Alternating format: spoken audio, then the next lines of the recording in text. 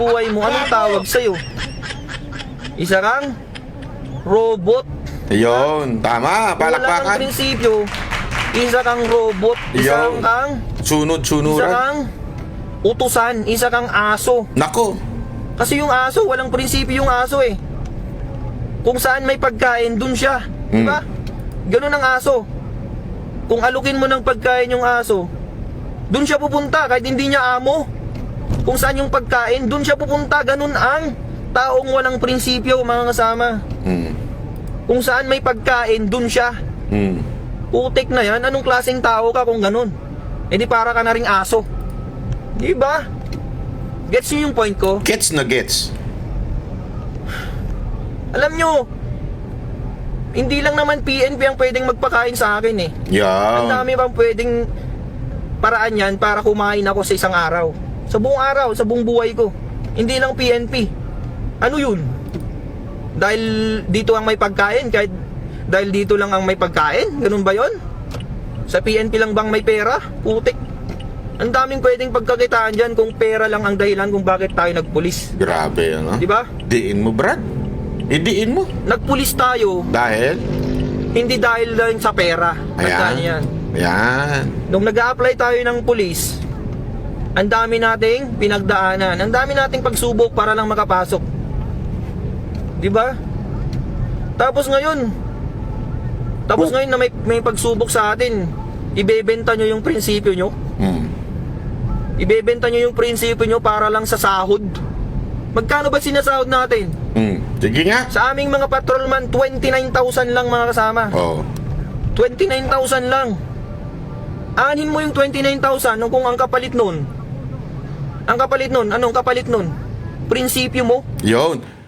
Pero kapatid, tandaan natin, mantakin mo, nung panahon na bago si Duterte, magkano lang? Hindi nyo, Dinoble. Kaya nga, alam mo, yung mga kapulisan natin, thankful At hanga naman din ako dito sa tao na ito. Talagang binulgar niya. Hindi pwedeng pera-pera lang ang buhay. Naku, alam mo, buti pa ito. May ganitong prinsipyo. Mga congressman natin, wala na talaga Yeah? Ipagpapalit mo yung prinsipyo mo sa kakarampot na 29,000. Puta. Ako po, patay Diba? tayo Mas dyan. marami pa yung sahod ko nung nasa call center ako. Mas malaki pa yung sahod nung nasa call center ako kaysa yung nasa pulis na ako. Pero dahil may prinsipyo akong pinaglalaban, nagpulis pa rin ako. Kasi gusto ko nasa tama lahat, nasa ayos lahat. Gusto ko nasa ayos lahat ng mga bagay sa Pilipinas. Galing nito ni Sir, palakpakan. Bayani. Kung meron man nakakakilala dito sa tao na ito, actually, may-message ko na siya Hindi ko lang alam Gusto namin sana ma-interview mamayang gabi sa SMNI, 8 o'clock Baka naman, pwede ninyong i-mensahe at sabihin nyo, may message ako sa kanya kamo, para ma-interview natin siya kung bakit siya nag-conclude ng mga ganitong bagay. Di ba? Kaya tayo nagpulis kasi gusto natin maayos. Pero ngayon, dahil hindi na maayos yung mga bagay-bagay, hindi na po pwede. Tama yun. Kailangan naman na magpupulis ka pa kung hindi na maayos. Anong kwenta mong pulis ka dyan kung hindi mo na maayos yung problema sa bansa? Diba? Alangan naman na magbulag-bulagan ka na lang dyan para lang sa 29,000? Anong kwenta mong pulis, diba? Anong kwenta mong pulis ka? Tama.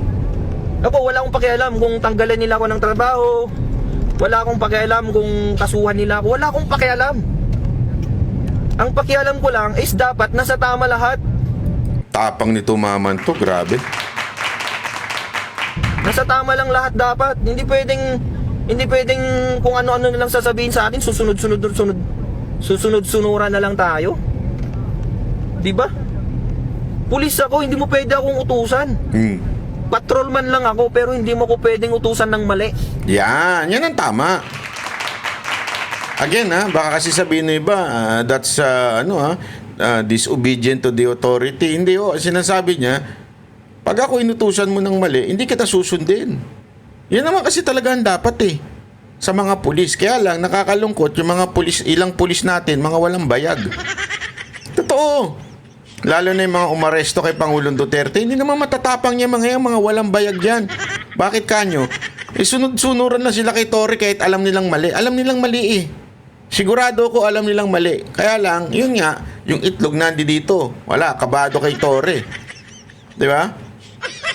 Tama yung sinasabi nitong maman to. Pag mali, wag nang sundin. That's in the law. Di ba? Nasa law, sa batas po natin yan. Pag mali, wag mong sundin.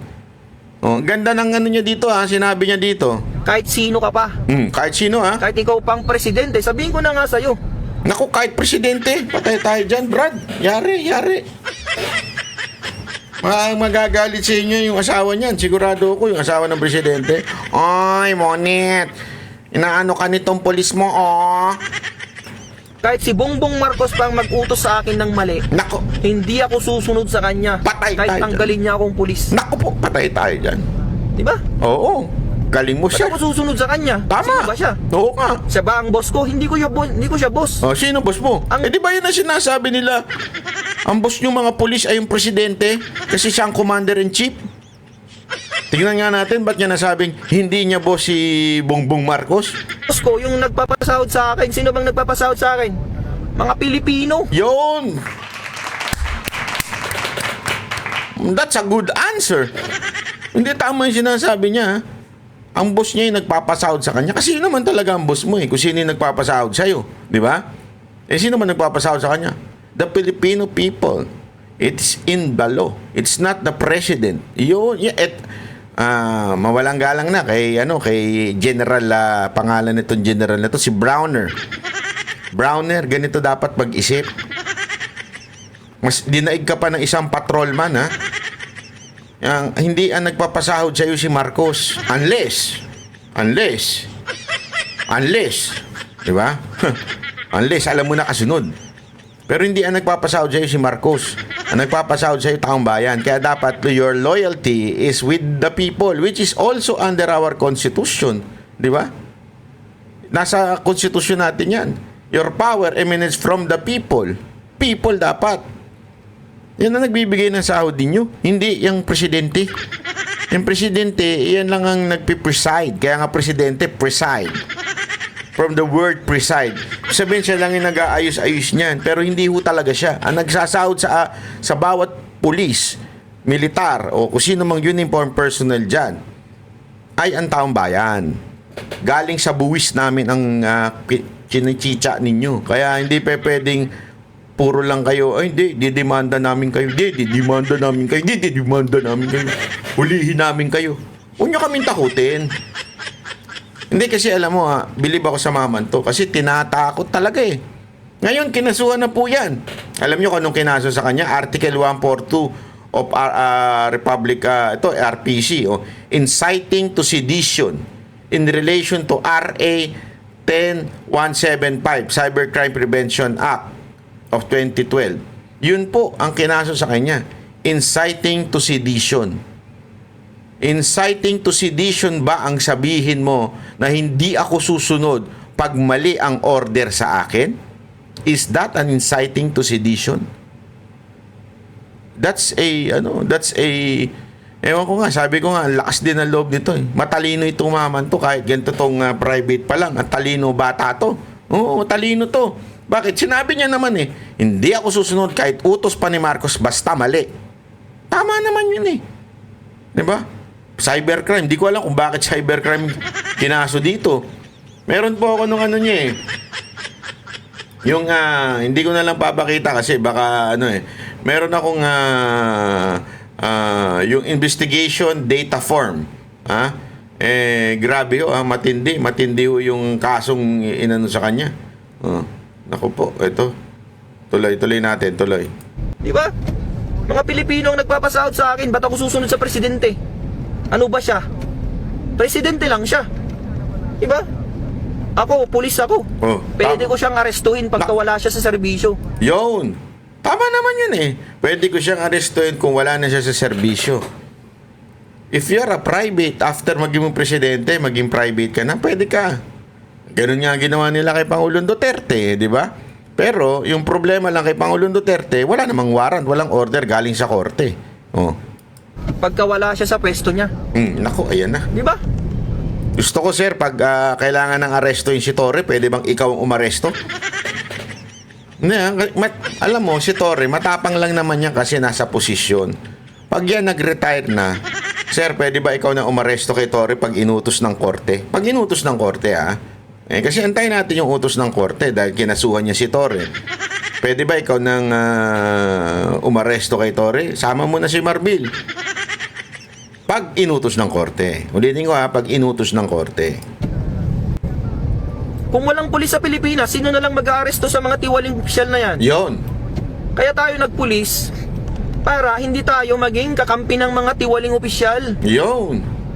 Tayo dapat nasa gitna lang tayo, mga kasama. Nasa gitna lang tayo.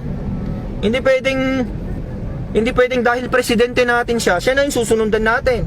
Tama. Hindi pwedeng dahil presidente natin siya na yung susundin natin sa lahat ng bagay.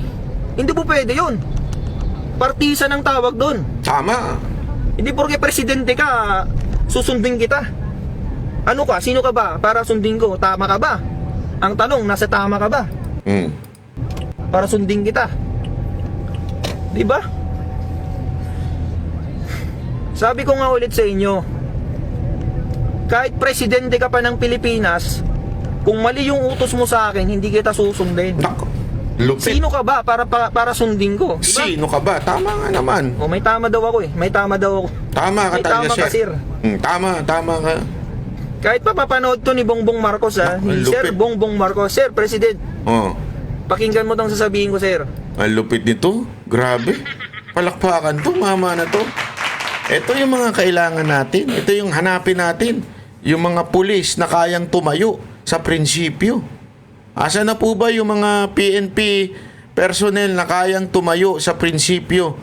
Yung kayang sumuway sa order pag mali yung in-order. Okay? Kunwari, umorder ng kare-kare. Tapos yung sinigang ang ibinigay. Siyempre, dapat medyo magalit ka na dun. Biro lang Hindi, ako again ulitin ko.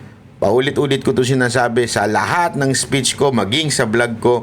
I believe in Romans 13 verse 1. Submit to the authority, there is no authority under earth na hindi ho inalaw ng Panginoon. Kaya dapat nating sundin. Tama. 100%, 200%. I am against rebellion or anything civil disobedient. Hindi rin po ako agree dyan. Okay? Again, uulit-ulitin ko, I do not agree on any form of rebellion. But, I am for, yun? Hindi pagsunod pag may maling order na binigay sa'yo. Be the Daniel of this time. Who's Daniel? Si Daniel Padilla. Si Daniel, kilala niyo si Daniel? Diba? Para magipit si Daniel sa Old Testament, ano ginawa? Sabi nung hari, kailangan sumamba din kayo sa amin. Sa akin pala. Pag hindi kayo sumamba, ikukulong ko kayo. At bilang isang man of God si Daniel, hindi siya sumunod. Kasi nga, it is against yung kanyang prinsipyo, against his faith on God, in God. 'Di ba? So be the Daniel of this time. Be the Daniel of this generation. Pag may inutos sa inyong hindi tama, panindigan mo. Si Daniel tinapon nga lang sa dagat-dagatang apoy. Hindi, sa sa isang na merong sandali. Ano ba 'yung sa kanya? Apoy, 'di ba? So lumabas sila doon ng kanyang mga kaibigan, 'di ba ho? So ibig sabihin noon, mga kababayan, panindigan mo 'yung tama. Pag mali na yung inuutos, pag illegal na yung inuutos sa inyong mga kapulisan, panindigan nyo pa rin na hindi kayo papayag, hindi kayo papagamit sa, sabi nga nito sa politics, 'di ba, sa politika, sa partisan, hindi ka papayag kasi nga mali na mali na. Dapat yung tamang order lang ang susundin mo. You should follow yung tamang order. Isa akong pulis ng Pilipinas. Pero hindi ako sang-ayon sa ginagawa mo, sir. Di ba? Hindi ako sang-ayon sa'yo. Kahit ano pang sabihin mo, sir, hindi ako susunod sa'yo. Grabe, Kasi hindi mo naman ako pulis eh. Bakit pulis mo ba ako? Tindi Pinapasahuran mo, mo ba ako, sir? Hindi Hindi. mo, Brad. Ang totoong may-ari sa profesyon ko, ang totoong nagpapasahod sa akin ay mga Pilipino, hindi ikaw. Presidente ka lang ng Pilipinas, pati nga ikaw, pinapasahuran namin eh. Sumasahod ka dahil sa pera ng Pilipino.